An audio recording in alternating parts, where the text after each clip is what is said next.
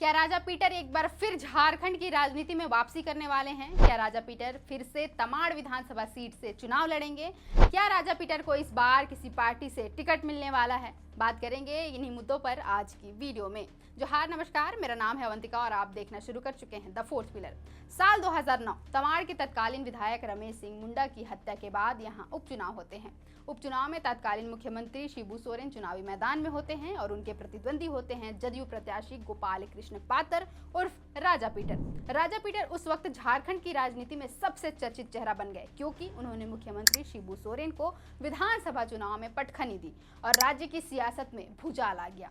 शिबू सोरेन राजा Peter से हार गए। विधायक रमेश सिंह मुंडा की हत्या की जांच एनआईए कर रही थी, जिसमें नक्सली कुंदन पाहन ने राजा पीटर का नाम लिया।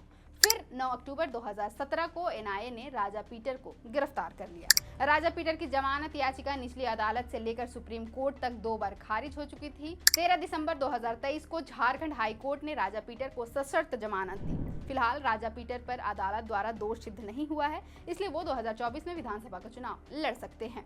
राजा पीटर के जेल से बाहर आने के बाद कई तरह की खबरें सामने आई। रिपोर्ट्स का कहना है कि राजा पीटर आजसू का दामन थाम सकते हैं। वहीं कुछ रिपोर्ट्स दावा करती हैं कि अगर भाजपा राजा पीटर को तमाड़ से टिकट देती है तो वो भाजपा से चुनाव लड़ सकते हैं, लेकिन टिकट नहीं मिलने पर वो निर्दलीय भी चुनावी मैदान में उतर सकते हैं। अब चुनाव आयोग की तारीखों की घोषणा के बाद ही झारखंड में कौन कहां से चुनाव लड़ेगा इसकी तस्वीर साफ होगी। तमाड़ के विधानसभा चुनाव के इतिहास पर एक नजर डालें तो 2005 के चुनाव में रमेश सिंह मुंडा जदयू के टिकट से जीते थे। तब राजा पीटर कांग्रेस में थे और वो दूसरे नंबर पर रहे।